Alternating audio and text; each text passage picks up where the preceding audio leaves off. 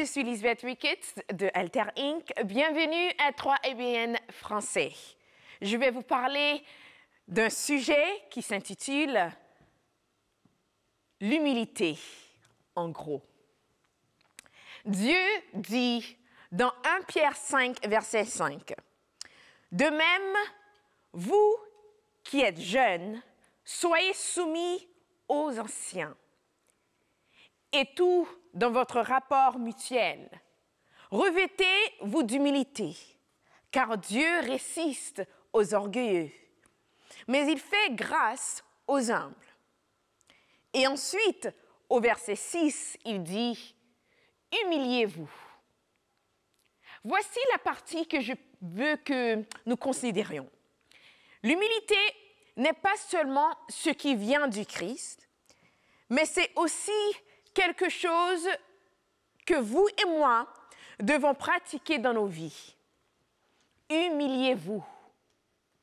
Maintenant, la raison pour laquelle Pierre dit cela, c'est parce que Dieu peut vous humilier si vous le souhaitez. Vous avez le choix. C'est soit vous vous humiliez, soit Dieu vous humilie. Je pense à deux personnages dans la Bible. Un personnage a été humilié par Dieu et l'autre personnage s'est humilié lui-même devant Dieu. Le nom du premier personnage est Nebuchadnezzar. Le nom de l'autre personnage est Marie.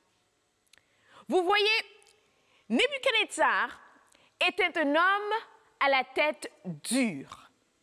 Peu importe le nombre de fois que les appels de Dieu sous forme spirituelle et humaine lui parvenaient. Il ne répondait pas et ne s'humiliait pas. En conséquence, Dieu l'a tellement aimé qu'il a dit « Nebuchadnezzar a besoin d'aide ». Et donc Dieu a décidé qu'il allait aider Nebuchadnezzar. Il allait l'aider à entrer dans l'humilité et donc Dieu l'a humilié. Dieu l'a mis dans une situation où il n'avait aucune possibilité de s'échapper. Et je peux admettre que je m'identifie personnellement à Nebuchadnezzar. Comment? Je devine, vous me demandez. Eh bien, j'ai toujours pensé que j'étais moi-même une personne assez humble. Au moins ce que je croyais être l'humilité. Ce n'est qu'au cours des 2 dernières années de ma vie, quand les choses ont commencé à se bousculer, quand les choses dans ma vie sont devenues réelles, quand les gens ont commencé à m'agacer, quand les choses ne se passaient pas comme je l'attendais, quand la vie est devenue dure, quand la vie est devenue occupée, quand la pression de la famille et de mon entourage est devenue lourde, quand l'opinion des gens de moi est devenue plus forte, quand les attentes des gens ne correspondaient pas aux miennes, que j'ai commencé à voir que je n'étais pas humble après tout. Le mariage. Le mariage fait quelque chose qu'aucune autre création de Dieu ne fait. Dans le but de vous faire grandir et de vous perfectionner, le mariage révèle certains traits de caractère que vous ne pensiez pas avoir. Il fait ressortir certaines parties de vous auxquelles vous n'avez jamais été confrontés et vous les lance à la figure pour que vous y fassiez face. Le mariage m'a montré que l'humilité n'était pas en fait ma force. J'étais peut-être humble lorsque rien ne me dérangeait ou ne m'irritait. Mais lorsque le feu s'allumait en dessous de moi, cette humilité disparaissait. Peut-on vraiment l'appeler cela l'humilité si elle n'a jamais été mise en épreuve? Je vous laisse répondre à cette question. Je me souviens qu'il y a quelque temps, une personne qui m'était chère m'avait fait quelque chose. Je n'entrerai pas dans les détails, mais sachez simplement qu'elle m'avait vraiment mise en colère. Mais j'étais tellement irritée, tellement frustrée. Je me souviens que je suis arrivée à un point où j'ai commencé à m'agiter. Dieu, spirituellement, me faisait savoir, Lise, tu dois te calmer. Et j'ai dit, je ne veux pas prier. Je suis fatiguée d'être dans cette situation. Évidemment, tu ne fais rien pour arrêter ce problème, alors je pense que je vais aller moi-même l'arrêter. C'était un problème qui était répétitif. Donc, j'étais à un endroit où cette colère ne faisait que s'accumuler et s'accumuler. Maintenant, les observations que j'ai faites étaient correctes. Les observations que j'ai faites étaient justes. Le problème était la façon dont je le gérais. C'était la manière dont je l'abordais. Quand vous lisez le livre « Le ministère de la guérison », il s'agit de comment travailler pour les intempérants.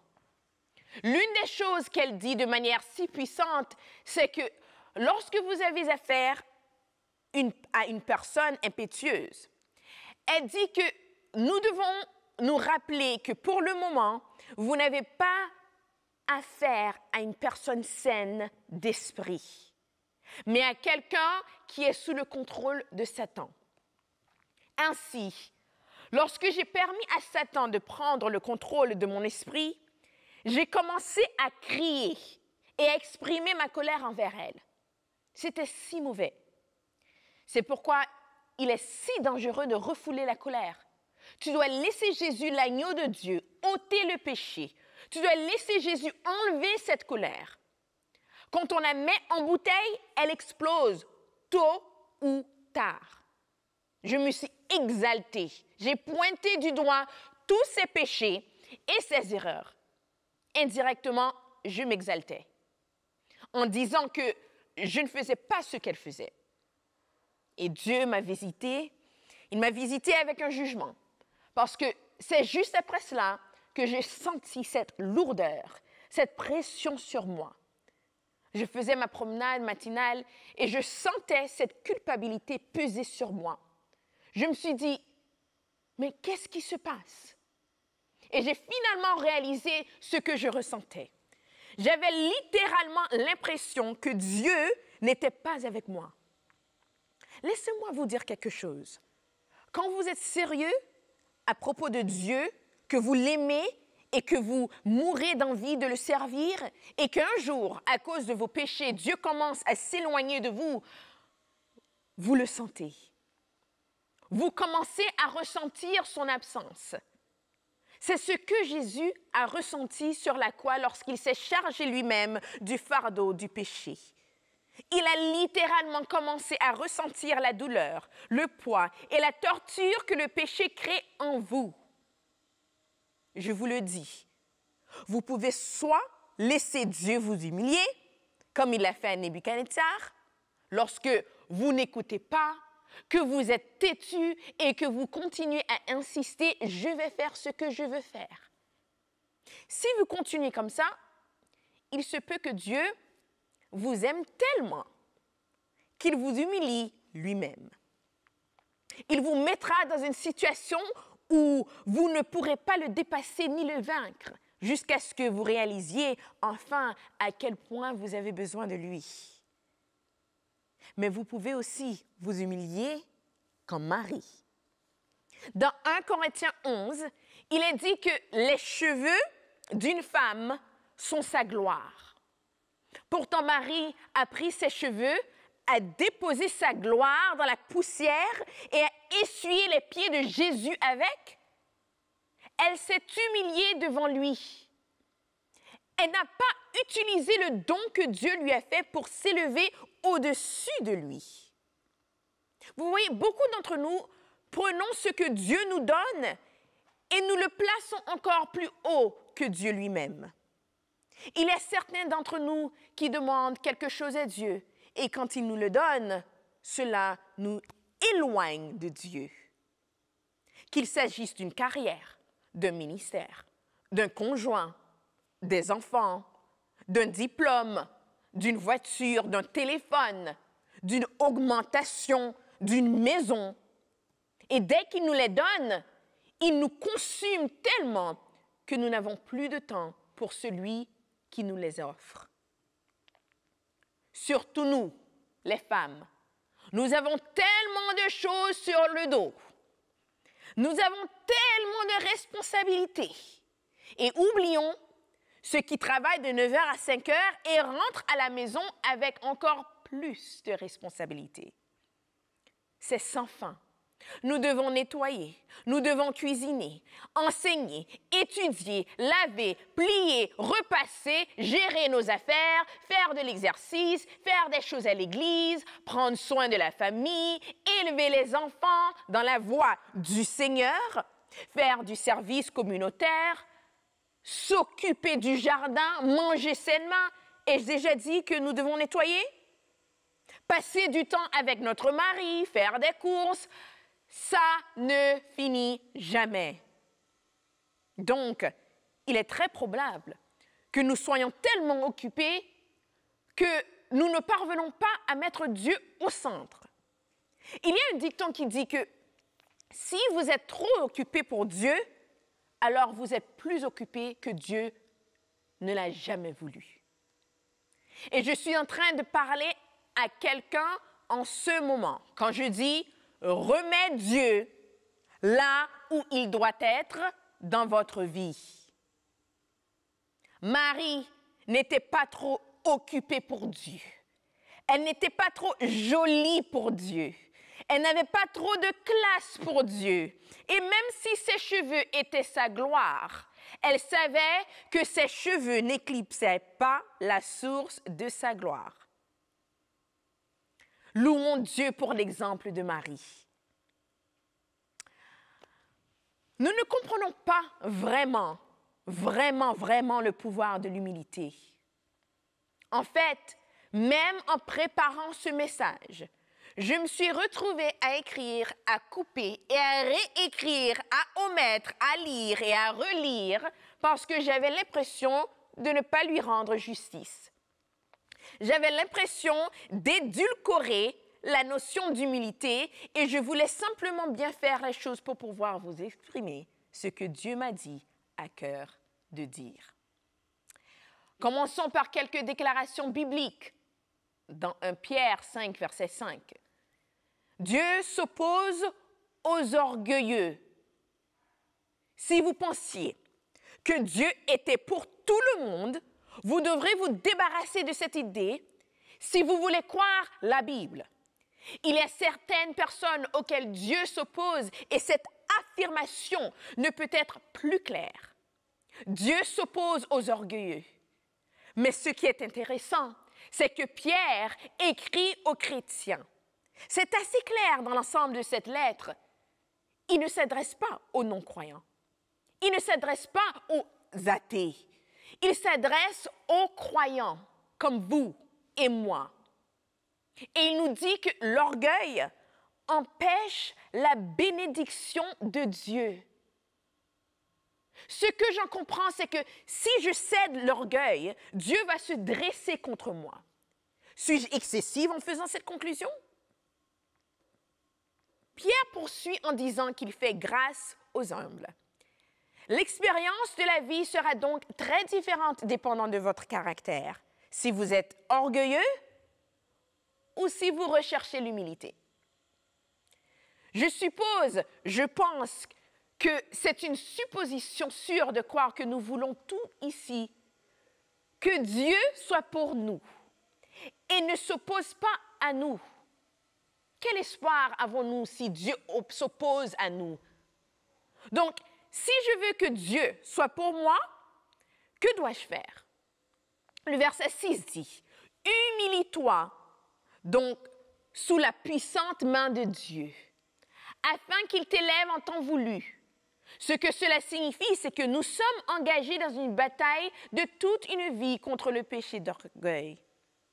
La bataille contre l'orgueil est particulièrement difficile pour de multiples raisons.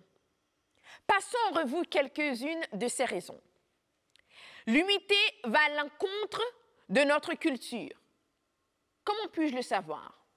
Lloyd Jones va exempler et il va dire Croyez en vous. Exprimez-vous. Réalisez les pouvoirs qui sont innés en vous. Et laissez le monde entier les voir et les connaître. Voilà l'esprit du temps. C'est tellement fou. Mais il semble que les parents, les enseignants, les politiciens, les publicitaires, les psychologues, les thérapeutes, les célébrités, ils conspirent tous pour nous faire croire que nous sommes les plus merveilleuses et les plus grandes créatures de tous les temps. Ce qui en partie semble bon et vrai. Mais en tant que chrétiens, nous devons savoir qu'il n'y a rien de grand en nous. Il n'y a rien de merveilleux en nous s'il nous manque la puissance de Dieu en nous. L'enseignement de Jésus-Christ est directement opposé à la croyance qui dit « crois en toi-même ». Vous devez comprendre que c'est complètement contradictoire avec ce que dit Jésus. Jésus ne dit pas « crois en toi-même ». Que dit-il? « Croyez en Dieu. Croyez aussi en moi, Jésus. » La personne qui dit « crois en toi », et vous vous interrogez probablement sur la validité de ce que je dis parce que vous l'entendez tout le temps. C'est comme l'air que nous respirons. Croyez en vous, croyez en vous, croyez en vous, faites vous-même confiance et ça semble inoffensif. Bon, bref, de toutes les façons, la personne qui dit « croyez en vous » se met à la place de Dieu car Jésus dit « croyez en Dieu et croyez en moi ». Ce sont deux choses totalement différentes. L'orgueil est donc à l'origine de ce qui nous est enseigné. Dans de nombreux cas, par les enseignants, les parents, les conseillers, les politiciens, les publicitaires, toute la culture est contre nous. C'est pourquoi c'est une bataille très difficile. La personne éloignée de Dieu qui voit venir un défi réagira souvent comme ceci. Allons-y, je peux le faire, je peux m'en sortir. La personne qui est proche de Dieu et qui voit un défi arriver va parler différemment. Il dira, le Seigneur est à ma droite et parce qu'il est à ma droite, je ne serai pas secoué. Il y a toute la différence du monde entre ces deux comportements. Les pauvres en esprit savent qu'il n'y a aucune raison de mettre sa confiance dans sa chair. Proverbe 3, verset 5 dit « Confie-toi en l'Éternel de tout ton cœur et ne t'appuie pas sur ta sagesse. » Vous voyez, ce que notre culture et ce que Satan a fait depuis le début des temps, c'est de renverser complètement la situation et de dire « Faites-vous confiance. Faites confiance à votre cœur. » Suivez votre cœur, suis tes impulsions, suis ton instinct. Nous l'entendons si souvent que nous ne pouvons même pas discerner le mensonge fondamental qu'il représente. Voici l'ironie. Le pauvre en esprit reçoit la bénédiction de Dieu, n'est-ce pas? Mais plus nous recevons la bénédiction de Dieu, plus il nous est difficile de rester pauvres en esprit. En d'autres termes, plus vous avez de succès, plus il vous est facile de croire que vous êtes quelque chose. Et plus il est difficile de rester dans un endroit où vous êtes humble. Écoutez, si ton mariage prospère alors que celui de ton ami s'écroule, si votre entreprise réussit alors que celle des autres échoue, si votre ministère est en hausse alors que celui des autres est en déclin, il est très difficile d'éviter le sentiment sournois que vous devez faire quelque chose de bien. C'est ainsi que lorsque nous expérimentons la bénédiction de Dieu, il y a une possibilité de retomber en plein dans la bataille à nouveau. Le succès, que ce soit la forme, a tendance à nous faire sentir que nous sommes quelque chose. Grandir dans l'humilité nourrira votre amour pour les autres. C'est tellement pratique, l'égard. C'est tellement pratique. Reprenons ces mots familiers de 1 Corinthiens 13. La charité ne se vante point, elle ne s'enfle point d'orgueil, elle ne fait rien de malhonnête, elle ne cherche point son intérêt, elle ne s'irrite point. Vous vous demandez probablement pourquoi vous êtes si sensible, si facilement provoqué. C'est parce qu'au fond de votre cœur, il y a une masse d'orgueil qui nous ronge. C'est énorme. Pourquoi la colère est-elle votre première réaction? Parce qu'il y a un faux sens du mérite et du droit que vous avez dans votre cœur qui dit « Je ne mérite pas d'être traité de cette façon. Je ne mérite pas qu'on me parle comme ça. » Mesdames et messieurs, la seule chose que vous et moi méritons est la mort, car le salaire est le péché. Le salaire du péché, c'est la mort. Mais lorsque vous avez la véritable humilité, elle nourrit l'amour, la joie, la paix, la patience, la bonté, la bienveillance, la fidélité, la douceur et la maîtrise de soi. Par exemple, l'orgueil sera comme un seau d'eau froide sur le feu de l'amour dans tout mariage. Commencez à avoir une haute opinion de vous-même et attendez-vous à ce que votre mariage soit en difficulté. Si vous pensez que vous êtes là pour être servi et non pour servir votre conjoint, attendez-vous à ce que votre mariage ait des problèmes. Si vous pensez que vous êtes le prix et que vous lui faites une faveur, attendez-vous à ce que votre mariage ait des problèmes. Si vous pensez qu'il est le seul à être blâmé, vous versez littéralement de l'eau glacée sur le feu de l'amour dans votre mariage. Mais l'humilité vous aidera à voir des choses positives chez votre conjoint, ce qui ne vous donnera d'autre choix que de l'aimer. L'humilité vous aide à faire et à voir la bonté en lui que personne d'autre ne voit. Par conséquent, l'humilité vous aidera à nourrir votre amour pour lui. L'humilité est une bénédiction de passage et si vous ouvrez cette porte, alors toutes sortes d'autres bénédictions viendront dans votre vie. L'humilité bloque tous les dards enflammés que Satan lance sur votre chemin. Elle vous rend plus fort. C'est comme un bouclier que vous portez et qui surpasse toutes les tentations. En fait, c'est l'une des armes les plus importantes dont nous avons besoin pour réussir. L'humilité est un pouvoir. J'avais l'habitude de penser que la véritable humilité était seulement la douceur de votre voix lorsque vous parlez. J'avais l'habitude de penser que l'humilité était la simplicité de vos vêtements. Ou si vous conduisez une voiture qui avait 10, 15, 20, 30 ans. Ou lorsque vous entriez dans votre maison, elle devait faire quelques craquements sur le sol. Je veux dire, j'avais l'habitude de penser que c'était de l'humilité. Et puis, j'ai réalisé qu'on peut avoir des vêtements bon marché, une voiture en panne et une maison qui grince et être aussi orgueilleux que Satan lui-même. Au fait, j'ai aussi appris que l'on peut avoir une nouvelle voiture, de très beaux vêtements et vivre dans une maison qui ne grince pas du tout